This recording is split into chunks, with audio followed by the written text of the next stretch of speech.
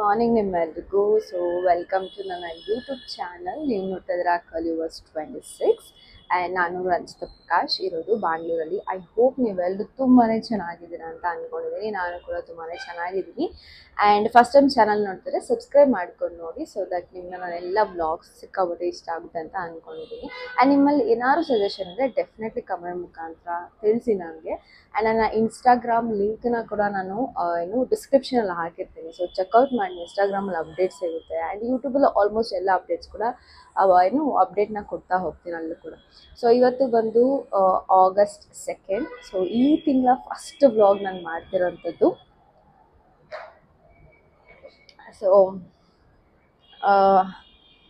So first vlog actually ನಿನ್ನೆ ಮಾಡಬೇಕು ಅಂದ್ಕೊಂಡೆ, ಬಟ್ ಆಗಲಿಲ್ಲ. ಸೊ ಅದಕ್ಕೆ ಇವತ್ತು ಶೂಟ್ ಮಾಡ್ತಿರೋವಂಥದ್ದು. So nothing special. ಒಂದು ಕೆಲವೊಂದು ಥಿಂಗ್ಸ್ನ ನಿಮ್ಮ ಜೊತೆ ಶೇರ್ ಮಾಡ್ಕೊಡ್ತೀನಿ, ಅಂದರೆ ಹೇಳ್ತೀನಿ ಯಾವ ಥರ ಇರುತ್ತೆ ನನ್ನ ಡೇ ಲೈಫಲ್ಲಿ ಅಂತೇಳಿ. ಆಲ್ಮೋಸ್ಟ್ ನಿಮ್ಗೆ ಗೊತ್ತೇ ಇರುತ್ತೆ, ಅಂದರೆ ನನ್ನ ಡೈಲಿ ರೊಟೀನ್ ಯಾವ ಥರ ಇರುತ್ತೆ ಅಂದರೆ ನಾನು ಮಿನಿ ಬ್ಲಾಗ್ಸಲ್ಲಿ ಯೂಶ್ವಲಿ ಅಪ್ಲೋಡ್ ಮಾಡ್ತಾನೆ ಇರ್ತೀನಿ. ಸೊ ಇವತ್ತಿನ ವಿಡಿಯೋ ಏನಪ್ಪ ಅಂದರೆ, ಸದ್ಯಕ್ಕೆ ಇವಾಗ ಎದ್ದಿದ್ದು. ಸೊ ಎದ್ದ ತಕ್ಷಣ ಒಂದು ಹೆಲ್ದಿ ಡ್ರಿಂಕ್ನ ಕುಡಿತಾ ಇದ್ದೀನಿ. ಸೊ ಈ ಡ್ರಿಂಕಲ್ಲಿ ಏನಪ್ಪ ಅಂದರೆ ಜೀರಿಗೆ ಪೌಡರು ಹಾಗೆ ಫ್ಲ್ಯಾಕ್ಸ್ ಸೀಡ್ಸ್, ಅಗಸೆ ಬೀಜ ಅಂತ ಹೇಳ್ತಾರೆ. ಸೊ ಆ ಎರಡು ಪೌಡರ್ನ ಅಂದರೆ ಗ್ರೈಂಡ್ ಮಾಡಿ ಅದನ್ನ ಪೌಡರ್ ಮಾಡಿ ಇಟ್ಕೊಂಡಿರ್ತೀನಿ. ಸೊ ನಾನೇನು ಮಾಡಿದೆ, ನೆನ್ನೆ ನೈಟೇ ಅದನ್ನ ಸ್ವಲ್ಪ 1 ಸ್ಪೂನ್ ಆಗೋಷ್ಟು ಅರ್ಧ ಲೀಟ್ರ್ ವಾಟರ್ಗೆ ಮಿಕ್ಸ್ ಮಾಡಿ ಇಟ್ಟಿದ್ದೆ. ಸೊ ಅದು ಎಲ್ಲ ಚೆನ್ನಾಗಿ ನೆಂದಿರುತ್ತೆ, ಅದು ಸರಿ ಗ್ರೈಂಡ್ ಆಗಿಲ್ಲ ಅಂದರೆ ಸ್ವಲ್ಪ ನೆಂದಿರುತ್ತಲ್ಲ. ಸೊ ಅದನ್ನು ಇವಾಗ ಕುಡಿತಾ ಇರೋವಂಥದ್ದು. ಸೊ ಇದನ್ನು ಕುಡಿದು ನನ್ನ ಬೇರೆ ಬೇರೆ ಕೆಲಸಗಳನ್ನ ನಾನು ಶೂಟ್ ಮಾಡಬೇಕು, ಪ್ಲಸ್ ಕೆಲಸಗಳು ಇದೆ. ತೋರಿಸ್ಕೊಡ್ತೀನಿ ಬನ್ನಿ ಎಂಟೈರ್ ಡೇ ಹೇಗಿರುತ್ತೆ ಅಂತ ಹೇಳ್ಬಿಟ್ಟು. ಆ್ಯಂಡ್ ಐ ಹೋಪ್ ನಿಮ್ಮ ದಿನ ಕೂಡ ತುಂಬಾ ಬ್ಯೂಟಿಫುಲ್ ಆಗಿರಲಿ ಅಂತ ನಾನು ಕೇಳ್ಕೊತೀನಿ. And thank you so much ನಿಮ್ಮ ಸಪೋರ್ಟ್ಗೆ.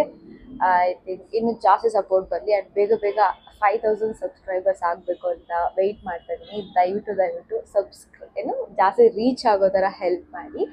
ಆ್ಯಂಡ್ ಬನ್ನಿ ಇವತ್ತಿನ ವ್ಲಾಗ್ನ ಸ್ಟಾರ್ಟ್ ಮಾಡುವ.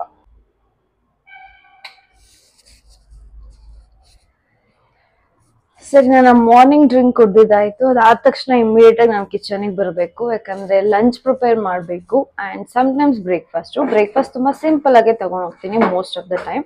ಆ್ಯಂಡ್ ಸ್ವಲ್ಪ ಗ್ಯಾಸ್ ಒರೆಸ್ಕೋತಾ ಇದ್ದೆ, ಬಿಕಾಸ್ ನೈಟು ಆಮ್ಲೆಟ್ ಮಾಡ್ಕೊಂಡಿದ್ದೆ, ಅದು ಎಣ್ಣೆ ಎಲ್ಲ ಸ್ವಲ್ಪ ಆರ್ಬಿಟ್ಟಿತ್ತಿಲ್ಲಿ.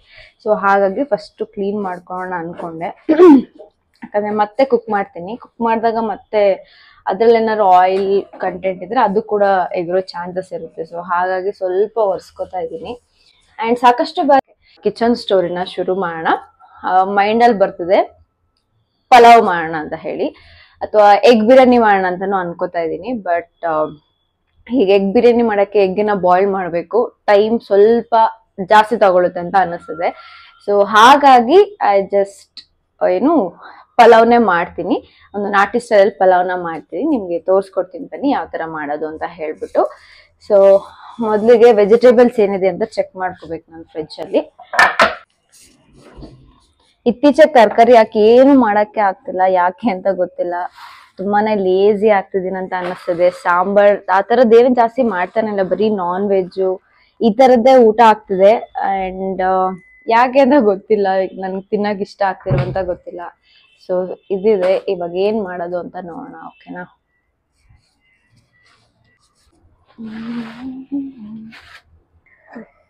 ಸ್ವಲ್ಪ ಬೀನ್ಸ್ ಇದೆ, ಆಲೂಗಡ್ಡೆ ಇದೆ, ಆ್ಯಂಡ್ ಕ್ಯಾರೆಟ್ ಇದೆ, ಆ್ಯಂಡ್ ಕೊತ್ತಂಬರಿ ಕರಿಬೇವಂತೂ ಇದ್ದೇ ಇದೆ, ನೆನ್ನೆ ಫ್ರೆಶ್ ಆಗಿ ತಗೊಂಡ್ಬಂದಿದೆ. ಸೊ ಅದೇ ಇವಾಗ ವೆಜಿಟೇಬಲ್ಸ್ ಎಲ್ಲ ಕಟ್ ಮಾಡಿ ಸ್ಟಾರ್ಟ್ ಮಾಡೋಣ. ಸೊ ವೆಜಿಟೇಬಲ್ಸ್ನೆಲ್ಲ ತೊಳ್ಕೊಂಡಿದ್ದೀನಿ ನೀಟಾಗಿ. ಸೊ ಇವಾಗ ಎಲ್ಲ ಕಟ್ ಮಾಡ್ಕೊತೀನಿ. ನಾನು ವೆಜಿಟೇಬಲ್ಸ್ ಕಟ್ ಮಾಡ್ಬೇಕಾದ್ರೆ ನಾನು ಚಿಕ್ಕ ವಯಸ್ಸಲ್ಲಿದ್ದಾಗ ನಮ್ಮ ಮನೇಲಿ ಹೋಟೆಲ್ ಇತ್ತು, ಆ ಡೇಸ್ ಎಲ್ಲ ನೆನಪಾಗ್ತಿರುತ್ತೆ ನನಗೆ.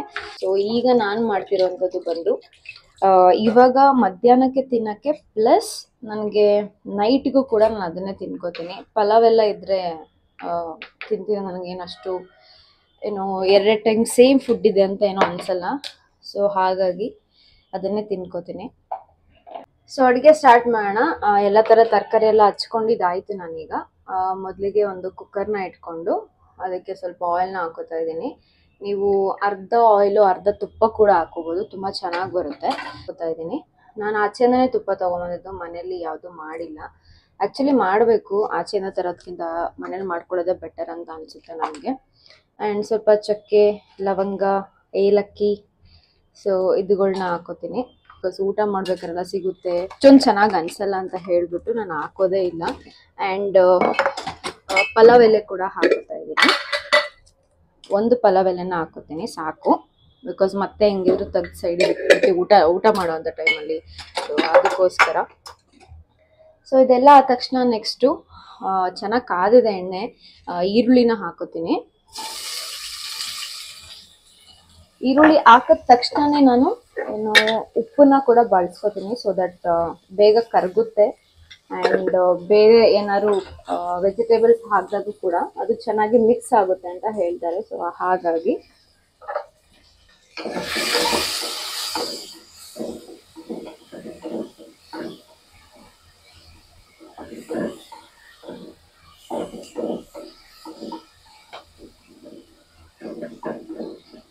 ಚೆನ್ನಾಗಿ ಫ್ರೈ ಮಾಡೋಣ. ಜಾಸ್ತಿ ಬಣ್ಣ ಬದಲಾಗೋಂಥ ಅವಶ್ಯಕತೆ ಇಲ್ಲ, ಒಂದು 2 ನಿಮಿಷ ಆದರೆ ಸಾಕು. ಸ್ವಲ್ಪ ಆ್ಯಂಡ್ ಇದು ಸ್ವಲ್ಪ ಚೆನ್ನಾಗಿ ಫ್ರೈ ಆಗ್ತಿದೆ. ಇದಕ್ಕೆ ಶುಂಠಿ, ಬೆಳ್ಳುಳ್ಳಿ, ಸ್ವಲ್ಪ ಫ್ಲಾಕ್ಸ್ ಸೀಡ್ ಕೂಡ ಹಾಕೊಂಡಿದ್ದೀನಿ, ಒಂದು ಚಿಕ್ಕ ಮೆಣಸಿಕಾಯಿ, ಅದ್ರ ಜೊತೆಗೆ ಕೊತ್ತಂಬರಿ ಸೊಪ್ಪು, ಅದನ್ನೆಲ್ಲ ಹಾಕಿರೋಂಥ ಮಿಶ್ರಣನ ಇದಕ್ಕೆ ಡೈರೆಕ್ಟಾಗಿ ಮಿಕ್ಸ್ ಮಾಡ್ಕೊತೀನಿ. ಈಗ ನಾನು ಟೊಮೆಟೊನ ಬಳಸ್ಕೊತಾ ಇದ್ದೀನಿ, ಅದ್ರ ಜೊತೆಗೇನೆ ನಾವೇನು ಕಟ್ ಮಾಡಿ ಇಟ್ಟಿದ್ದೀವಲ್ಲ, ಸೊ ಎಲ್ಲ ವೆಜಿಟೇಬಲ್ಸ್ನು ಒಂದೇ ಸಲನೇ ಹಾಕೊಂಡ್ಬಿಡ್ತೀನಿ.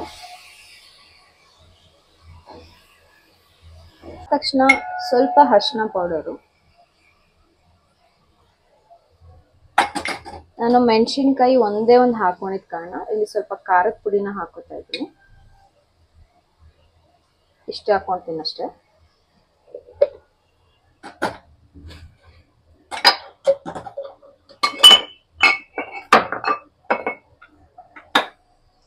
ಹಾಗೆ ಧನಿಯಾ ಪುಡಿನೂ ಕೂಡ ಹಾಕೋತಾ ಇದ್ದೀನಿ, ಅದು ಕೂಡ 1 ಟೇಬಲ್ ಸ್ಪೂನ್ ಆಗೋಷ್ಟಷ್ಟೇ. ಚೆನ್ನಾಗಿ ಮಿಕ್ಸ್ ಕೊಡೋಣ. ಈಗ ನಾನು ಇದಕ್ಕೆ ರೈಸ್ನ ಆ್ಯಡ್ ಮಾಡ್ತಾ ಇದ್ದೀನಿ. ಆ್ಯಂಡ್ ಸ್ವಲ್ಪ ಹೊತ್ತು ಮುಂಚೆನೇ ನೆನೆಸಿಟ್ಟಿದ್ದೆ. ನಾನು ಬಳಸ್ತಾ ಇರೋಂಥ ರೈಸ್ ಬಂದು ಬುಲೆಟ್ ರೈಸು. ಸೊ ನನಗೆ ತುಂಬ ಇಷ್ಟ ಆಗುತ್ತೆ, ನಾರ್ಮಲ್ ರೈಸ್ಗಾಗಲಿ ಅಥವಾ ಪಲಾವ್ಗಾಗಲಿ ತುಂಬಾ ಚೆನ್ನಾಗಿ ಬರುತ್ತೆ. ಸೊ ಹಾಗಾಗಿ ಇದನ್ನೇ ತೊಗೊಂಬರ್ತೀನಿ. ಟೇಸ್ಟ್ ಎಲ್ಲ ನೋಡಿ ಲಿಡ್ನ ಕ್ಲೋಸ್ ಮಾಡ್ತೀನಿ. 4 ಗ್ಲಾಸ್ ಆಗೋಷ್ಟು ನೀರನ್ನ ಬಳಸ್ಕೊತೀನಿ. ಒಂದು ಸ್ವಲ್ಪ ಜಾಸ್ತಿನೇ ಹಾಕ್ತೀನಿ, ಯಾಕಂದರೆ ಪಲಾವ್ ತರಕಾರಿಗಳು ಏನಿದೆಯಲ್ವಾ ಅದು ಸ್ವಲ್ಪ ಚೆನ್ನಾಗಿ ಬೇಯಬೇಕು. ಸೊ ಹಾಗಾಗಿ ಒಂದು ಸ್ವಲ್ಪ ಎಕ್ಸ್ಟ್ರಾನೇ ನೀರು ಹಾಕೋತೀನಿ. ಸೊ ಈಗ ಒಂದು 2 ರಿಂದ 3 ವಿಜಿಲ್ ಹಾಗೆ ಬರಲಿ. ಸೊ ಅದನ್ನು ಬಿಟ್ಬಿಟ್ಟು ನಾವು ಬೇರೆ ಕೆಲಸಗಳು ಬೇರೆ ನೋಡಬೇಕು. So let start. ಅಲ್ಲಿ ಎಲ್ಲ ಕೆಲಸ ಮುಗಿಸಿದಾಯ್ತು, ಪಾತ್ರೆ ಎಲ್ಲ ತೊಳೆದು ಕಸ ಎಲ್ಲ ಗುಡಿಸಿದಾಯ್ತು. ಲಂಚ್ ಬಾಕ್ಸ್ನ ಒಂದು ಪ್ಯಾಕ್ ಮಾಡ್ಕೋಬೇಕು. ಸೊ ಸ್ನಾನ ಎಲ್ಲ ಮುಗಿಸ್ಕೊಂಬಂದೆ. ಸೊ ಸ್ವಲ್ಪ ಬೇಗ ಬೇಗ ರೆಡಿ ಆಗೋಣ. ನನ್ನ ಸ್ಕಿನ್ ಕೇರ್ ಸಾಕಷ್ಟು ಬಾರಿ ನಾನು ನಿಮ್ಗೆ ತೋರಿಸಿದ್ದೀನಿ. It's very very simple. And so already ಮಾಯ್ಶ್ಚರೈಸ್ನ ಅಪ್ಲೈ ಮಾಡ್ಕೊಂಡಿದ್ದೀನಿ. ಸೊ ಇವಾಗ ಐಬ್ರೋ ಫಿಲ್ನ ಮಾಡ್ತಾ ಇದ್ದೀನಿ. ಸೊ ಐಬ್ರೋ ಫಿಲ್ಲಿಂಗ್ ಎಷ್ಟು ಚೆನ್ನಾಗಿ ಕಲ್ತ್ಕೋತೀರ ಅಷ್ಟು ಚೆನ್ನಾಗಿ ಕಾಣಿಸ್ತೀರ ಆ್ಯಕ್ಚುಲಿ. ಸೊ ಐಬ್ರೋ ನಿಮ್ಮ ಬ್ಯೂಟಿನ ಎನ್ಹಾನ್ಸ್ ಮಾಡುತ್ತೆ ಅಂತ ಹೇಳ್ತಾರಲ್ಲ, it's very very true guys. ಸ್ವಲ್ಪ ಐ ಲ್ಯಾಶಸ್. ಓಕೆ, ಮಸ್ಕರ ಆಯಿತು. And blush. ಸೊ ಈ 2 ಜುಮ್ಕಾಸ್ನ ಹಾಕೋತೀನಿ. ನೆಕ್ಸ್ಟ್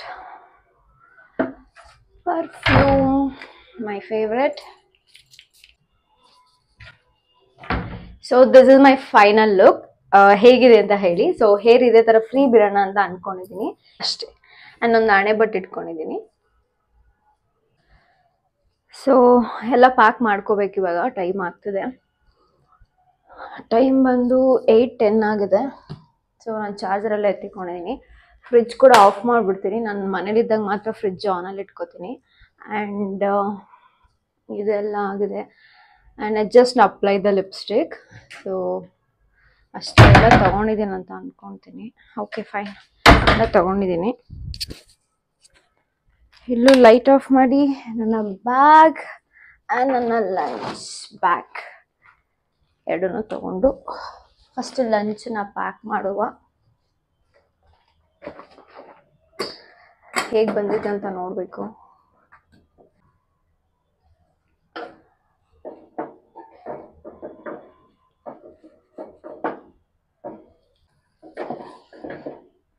ಟೇಸ್ಟ್ ನಾನು ಇನ್ನೂ ಮಾಡಿಲ್ಲ, ಬಟ್ ನೋಡ್ತಿದ್ರೆ ತುಂಬ ಚೆನ್ನಾಗಿ ಆಗಿದೆ ಅಂತ ಅಂದ್ಕೊಂಡಿದ್ದೀನಿ. ಹಾಗೆ ಆಫೀಸ್ ಕಡೆಗೆ ಹೊರಟೆ. ನಾನು ಯೂಶ್ವಲಿ ಸಬ್ವೇ ಒಳಗಡೆಯಿಂದನೇ ಬಸ್ ಸ್ಟಾಪ್ಗೆ ರೀಚ್ ಆಗ್ತೀನಿ ಬಸ್ಸಿಂದ ಇಳಿದ್ಮೇಲೆ. ಸೊ ಏನಾಯಿತು ಅಂತ ಗೊತ್ತಾಗಲಿಲ್ಲ. ಮನೆಯಿಂದನೇ ಸ್ವಲ್ಪ ಲೂಸ್ ಅಂತ ಅನ್ನಿಸ್ತಿತ್ತು. ಸೊ ಹೋಗೋ ದಾರಿಲೇ ನನ್ನ ಸ್ಲಿಪ್ಪರ್ ಬೇರೆ ಕಿತ್ತೋಯ್ತು. ಸೌಮ್ಯ ಕಾಲ್ ಮಾಡಿ ಹೇಳಿದ್ದೆ ನನ್ನ ಕೊಲ್ಲಿಗೆ. ಸೊ ತೊಗೊಂಬಂದಿದ್ಲು ಕವರಲ್ಲಿ ಪಾಪ. ಸೊ ಅದನ್ನೇ ಹಾಕ್ಕೊಂಡಿದ್ದಾಯಿತು. ಸೊ ಮತ್ತೆ ಇವತ್ತು ಹೊಸ ಶಾಪ್ಸ್ ಯಾವ್ದಾದ್ರು ಓಪನ್ ಇದೆಯಾ ಅಂತ ನೋಡ್ಕೊಂಬಂದೆ. ಒಂದು ಶಾಪ್ಸ್ ಕೂಡ ಓಪನ್ ಇರಲಿಲ್ಲ. ಸೊ ಹಾಗಾಗಿ ಇದನ್ನೇ ಹಾಕ್ಕೊಂಡೆ. ರೆಡಿ ಆ ಕಡೆ. ಸೊ ನಾನು ಸೌಮ್ಯ ಅಕೌಂಟ್ಗೆ ಅಂತ ಬಂದಿದ್ದೆ, ಬಟ್ ಅದಾಗಲಿಲ್ಲ ಸಮ್ ರೀಸನ್. ಸೊ ಅದಕ್ಕೋಸ್ಕರ ಸ್ವಲ್ಪ ಟೆನ್ಸ್ಡ್ ಆಗಿಬಿಟ್ಟಿದ್ವಿ ಇಬ್ರು. ಹಾಗಾಗಿ ಸ್ವಲ್ಪ ಆ ಕಡೆ ನೋಡ್ತೀನಿ ಲಾಸ್ಟ್ ಟೈಮ್. ಸೊ ಅದಕ್ಕೆ ಒಂದು ಟೀ ಕುಡಿಯೋಣ ಅಂತ ಟೀ ಬ್ರೇಕ್ ತೊಗೊಂಡಿದ್ದೀನಿ ಬಿಟ್ವೀನಲ್ಲಿ.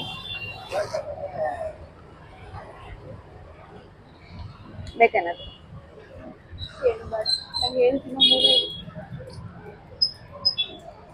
ಸೌಮ್ಯಗೆ ಒಂದು ಹೆಲ್ಮೆಟ್ ಬೇಕಾಗಿತ್ತು. ಸೊ ಹಾಗಾಗಿ ಒಂದು ಹೆಲ್ಮೆಟ್ ಶಾಪಿಗೆ ಬಂದಿದ್ದೀವಿ. ಸೊ ನೋಡೋಣ ಕಡಿಮೆ ಪ್ರೈಸ್ ಯಾವ್ದು ಸಿಗುತ್ತೆ ಅಂತ ಹೋಗ್ತೀವಿ. ಎಷ್ಟಿದು? ಇದು ಏನು ಡಿಫ್ರೆನ್ಸ್ ಅದ ಎರಡಕ್ಕೂ?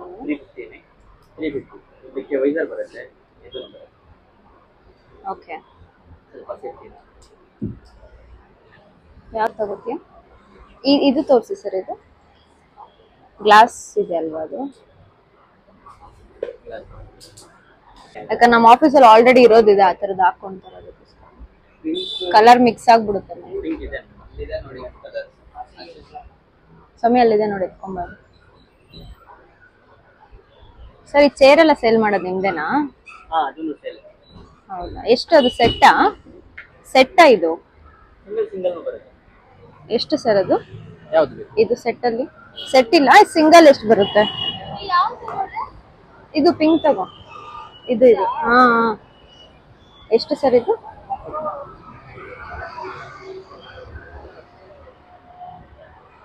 ಚೆನ್ನಾಗಿ ಕಾಣಿಸ್ತಿದೆ ಆಕ್ಚುಲಿ. ನನ್ನ ಮನೆಗೆ ತಗೋಬೇಕು ಅಂತ ನೋಡ್ತಾ ಇದ್ದೆ. ಸೊ ಅದಕ್ಕೆ ನೋಡ್ತಾ ಇದ್ದೀನಿ. ಕಡಿಮೆಗೆ ಹೇಳಿದ್ರೆ ತಗೊಂಡು ಹೋಗ್ಬೋದು, ಬಟ್ ಇವಾಗ ತಗೊಂಡೋಗಕ್ಕಾಗಲ್ಲ. ಬಂದು ಮತ್ತೆ ಇನ್ಯಾವಾಗಾದ್ರು ಬಂದು ತಗೊಂಡು ಹೋಗ್ಬೇಕು. So let's see. ಸೊ ಹೊರಡ್ತಾ ಇದೀವಿ ಇವಾಗ. ಹತ್ತು ಸೊ ನಾವು ಬಂದಿದ್ದ ಕೆಲಸ ಆಗ್ಲಿಲ್ಲ. ಅಂಡ್ ಸೌಮ್ಯಗೆ ಹೆಲ್ಮೆಟ್ ಬೇಕಾಗಿತ್ತು. ಸೊ ಅದನ್ನ ತಗೊಂಡಿದ್ದು. ಅಕೌಂಟ್ ಓಪನ್ ಮಾಡೋಕ್ಕೆ ಬಯೋಮೆಟ್ರಿಕ್ ತುಂಬಾ ಇಂಪಾರ್ಟೆಂಟ್ ನಮಗೆ. ಸೊ ಹಾಗಾಗಿ ಸ್ವಲ್ಪ ಬೇಗನೆ ಹೋಗ್ಬೇಕು. ಅವ್ರಿಗೆ ಕೊಟ್ಟು ಅವರು ಬೇರೆ ಕಸ್ಟಮರ್ ಪ್ಲೇಸ್ಗೆ ಹೋಗ್ಬೇಕು. ಸಮ್ಟೈಮ್ಸ್ ಆಚೆ ಬರೋದು ಬೇಜಾರಾಗಲ್ಲ. ಸೇಲ್ಸ್ ಅಂದ್ರೆ ಎಲ್ಲಾ ಕಡೆ ಸೇಲ್ಸೇನೆ. ಕೆಲವ್ರು ಕುತ್ಕೊಂಡು 8 hours ಕೆಲಸ ಮಾಡ್ತಾರೆ, ಕೆಲವರು ಲೈಕ್ ನಮ್ ತರ ಆಚೆ ಒಂದ್ ಕೆಲಸ ಮಾಡ್ತಾರೆ. ಸೊ ಸೇಲ್ಸ್ ಆದ್ಮೇಲೆ ಕುತ್ಕೊಳ್ಳಿ ನಿಂತ್ಕೊಳ್ಳಿ ಎಲ್ಲಾ ಕಡೆ ಪ್ರೆಷರ್ ಸೇಮ್ ಇರುತ್ತೆ.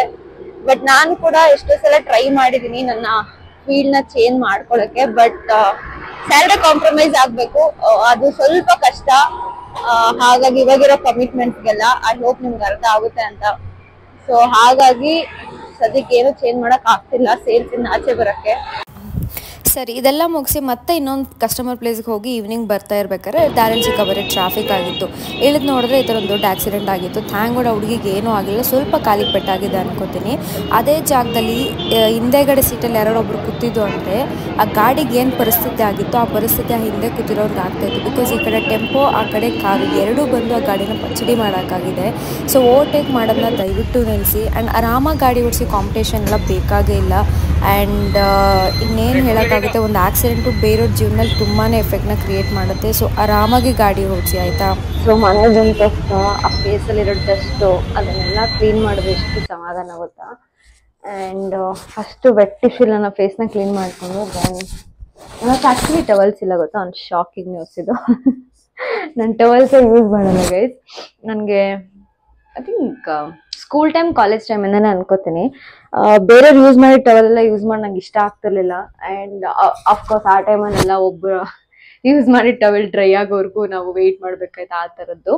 ಸೊ ಅದಾದ್ಮೇಲೆ ಮನೇಲಿ ಟೀ ಶರ್ಟ್ಗಳು ಜಾಸ್ತಿ ಇರ್ತಿತ್ತು ನಾನು ಯೂಸ್ ಮಾಡದೇ ಇರೋದು. ಸೊ ಅವತ್ತಿಂದ ಇವತ್ತರೆಗೂ ಇಟ್ಸ್ ಮೀನ್ ಐ ಥಿಂಕ್ ಒಂದು 8 to 9 ಇಯರ್ಸ್ ಆಗಿರ್ಬೋದು ಅಂತ ಅನ್ಕೋತೀನಿ. ಅವತ್ತಿಂದ ನಾನು ಟೀ ಶರ್ಟ್ಸ್ ಯೂಸ್ ಮಾಡೋದು. ನಾನು ಯಾವ್ದೆಲ್ಲ ಯೂಸ್ ಮಾಡಲ್ವೋ ಆ ಎಲ್ಲ ಟೀ ಶರ್ಟ್ ನನ್ನ ಹೇರ್ ಪ್ಲಸ್ಗೆ ಏನು ಫೇಸ್ಗೆ ನಾನು ಅದನ್ನೇ ಯೂಸ್ ಮಾಡೋದು. ಯಾವುದೇ ತರ ಟವಲ್ಸ್ ಯೂಸ್ ಮಾಡೋದು. ನಾನು ಟವಲ್ಸ್ ಯೂಸ್ ಮಾಡೋದೇ ಇನ್ ಕೇಸ್ ರಿಲೇಟಿವ್ಸ್ ಮನೆಗೆ ಹೋದ್ರೆ ಅಥವಾ ಆಚೆ ಏನಾದ್ರು ಹೋಟೆಲ್ ಸ್ಟೇ ಮಾಡ್ತಿದ್ರೆ ಇಂಥ ಟೈಮಲ್ಲಿ ಮಾತ್ರನೇ ಯೂಸ್ ಮಾಡೋದು.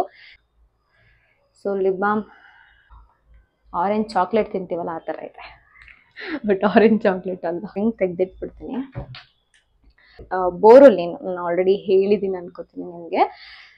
ಇದು ಏನಂದ್ರೆ ನೀವು ಮೇಕಪ್ ಏನಾದ್ರು ಮಾಡ್ಕೋತಿರಲ್ವಾ, ಎಸ್ಪೆಷಲಿ ಕನ್ಸಿಲರ್ ಹಾಕಿ ಅಥವಾ ಏನಂತಾರೆ ಫೌಂಡೇಶನ್ ಹಾಕಿ ಮಾಡೋಂಥ ಟೈಮಲ್ಲಿ ಪ್ರೈಮರ್ ಅಂತ ಯೂಸ್ ಮಾಡ್ತೀವಿ ನಾವು.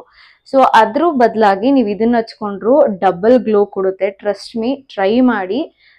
ಇದನ್ನ ಹಾಕಾದ್ಮೇಲೆ ಫೌಂಡೇಶನ್ ಏನಾರು ಹಾಕೊಂಡ್ರಿ ಅಂದ್ರೆ ತುಂಬಾನೇ ಬ್ರೈಟ್ ಆಗಿ ಕಾಣಿಸ್ತಿರ್ತಾರೆ. ಇವಾಗ ಇದು ಹಾಕಿ ಒಂದು 3-4 ಮಿನಿಟ್ಸ್, ನಾಟ್ 3-4 ಮಿನಿಟ್ಸ್, 2 ಮಿನಿಟ್ಸ್ ಅಲ್ಲ ಬ್ರೈಟ್ನೆಸ್ ಜಾಸ್ತಿ ಬರುತ್ತೆ. ಸೊ ಆದಷ್ಟು ಕಡಿಮೆ ಯೂಸ್ ಮಾಡ್ತೀನಿ. ನನ್ಗೆ ಅದೊಂಥರ ಆಯಿಲಿ ತರ ಫೀಲ್ ಆಗುತ್ತೆ. ಬಟ್ ನಂಗೆ ನೈಟ್ ಟೈಮ್ ಅದೇ ಆಯಿಲಿ ಆಗಿ ಇರಬೇಕು, ಬಿಕಾಸ್ ಓಲ್ಡೆಡ್ ಡಸ್ಟ್ ಅಲ್ಲೆಲ್ಲ ಓಡಾಡಿರ್ತೀವಲ್ವಾ. ಸೊ ಹಾಗಾಗಿ ಸ್ವಲ್ಪ ಏನಂತಾರೆ ಆಯಿಲಿ ಇದ್ರೆ ಸ್ವಲ್ಪ ಮಾಯಿಶ್ಚರೈಸರ್ ಸಿಗುತ್ತೆ ಸ್ಕಿನ್ಗೆ ಅಂತ ಹೇಳ್ಬಿಟ್ಟು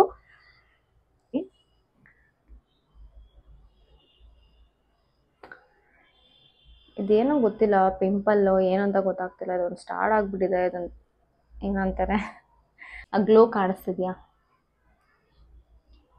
ಅಷ್ಟೇ. ಸೊ ಲಾಸ್ಟ್ ವೀಕೇನೆ ರೋಸ್ ಮೆರಿನ ತರ್ಸಿಕ್ಕಿದೀನಿ. ಅಂದ್ರೆ ಏನು ಹೇರ್ ಗ್ರೋತ್ ಸೆರಮ್ನ ಮಾಡೋಣ ಅಂತ ಹೇಳಿ ಮಾಡ್ಲೇ ಇಲ್ಲ, ಬಿಕಾಸ್ ಬೇರೆ ಬೇರೆ ಕೆಲಸದಲ್ಲಿ ಬ್ಯುಸಿ ಆಗ್ತಿದ್ದೀನಿ ಇತ್ತೀಚೆಗೆ. ಸೊ ಹಾಗಾಗಿ ಇದು ಹಾಗೆ ಪೆಂಡಿಂಗ್ ಉಳ್ಕೊಂಡಿತ್ತು. ಸೊ ಹಾಗಾಗಿ ಇವಾಗ ಮಾಡೋಣ ಅಂತ ಹೇಳಿ. ಅದು ಸ್ವಲ್ಪ ಡ್ರೈ ಆಗಿದೆ ಅನ್ಸುತ್ತೆ. ಡ್ರೈ ಇದ್ರು ಫ್ರೆಶ್ ಇದ್ರು ಮಾಡ್ಬೋದು. ಸ್ವಲ್ಪ ನೀರ್ನ ಬಿಸಿಗಿಟ್ಟಿದ್ದೀನಿ. ಇಷ್ಟೇ ಗೈಸ್. ಇಷ್ಟಕ್ಕೇನೆ ಅವರೊಂದು 30-40 ರೂಪೀಸ್ ತಗೋತಾರೆ ಅನ್ಸುತ್ತೆ ನನ್ನ ಪ್ರಕಾರ. ಸೊ ಇದು ಎಲೆ ನಾನು ಡೈರೆಕ್ಟಾಗಿ ಹಾಕ್ತೀನಿ, ಅದು ಹೆಂಗಿದ್ರು ಮೆತ್ತಗಾಗುತ್ತೆ.